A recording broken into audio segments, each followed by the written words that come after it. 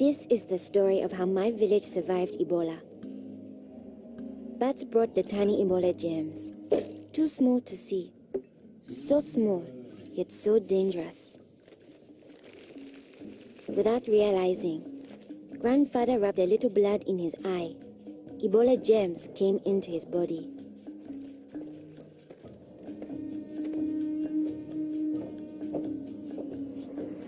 Days went by. Then Grandfather got a terrible fever and weakness.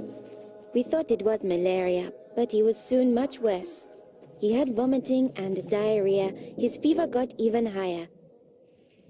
I ran to get the nurse. But Grandfather had already died. I was heartbroken. The nurse thought it might be Ebola, a disease caught from bush meat, but which spreads from person to person. Others in our region had already died of this new disease. Unless we understood the disease and followed the rules, it could spread further and kill many more people. She explained that Ebola was in the body fluids of someone who was sick or had died of Ebola.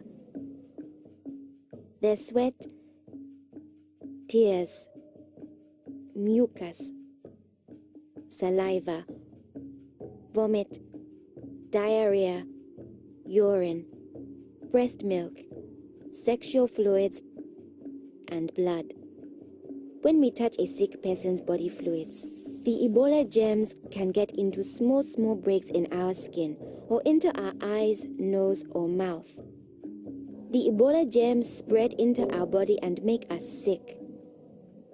When somebody dies of Ebola, that body is much more contagious. No one should ever touch the dead body. The nurse advised us to wash our hands with soap and water right away. She contacted the trained burial team to help us bury Grandfather's body safely.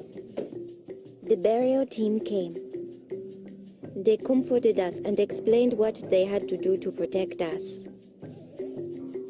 The team wore protective clothing that kept them safe from the dangerous germs.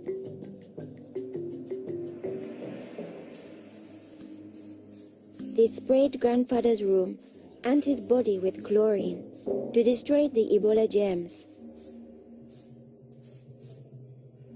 They put his body safely away in a bag. To prevent the spread of Ebola, no one could touch the body of anyone who had died with signs of the disease. They also burned his mattress, bedding, and clothes, anything that might have his germs. All these actions made us safer. It was too great a risk to follow all our traditions, but we still honored Grandfather in the time of Ebola.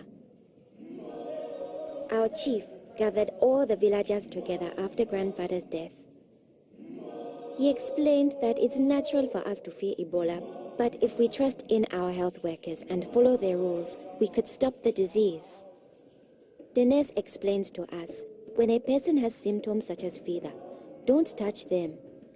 Get them to the treatment center right away. They will have the best chance of surviving and they won't spread Ebola. She advised us to wash our hands with soap and water many times a day. The whole village agreed to follow these rules. Since we all had close contact with Grandfather, we were at risk of getting Ebola. We had to stay home. A health worker visited us every day to see whether we had fever or signs of sickness.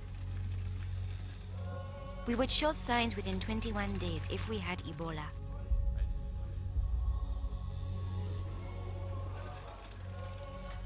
Many days passed, and I thought we would all stay healthy. But one morning, I found my mother burning with fever. I knew I couldn't touch her. She was now contagious. My father came in. He told me he was taking my mother away to our uncle's house in the nearby village. He was afraid to take her to the treatment center, afraid he'd never see her again.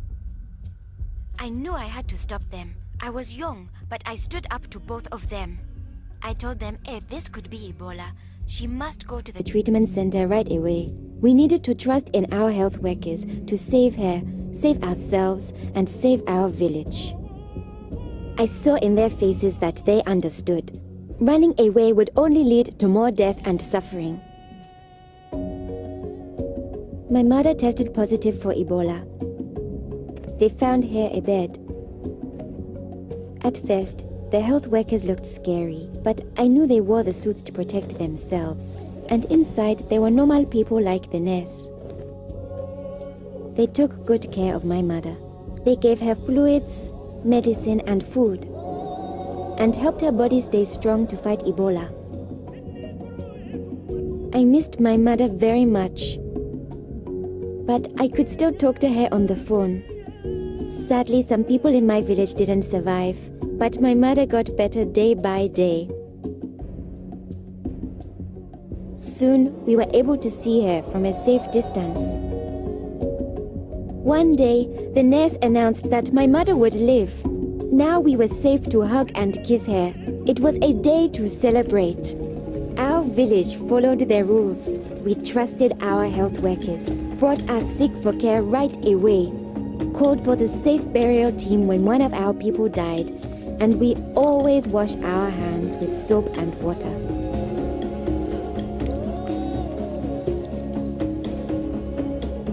Our village survived Ebola. Yours can too.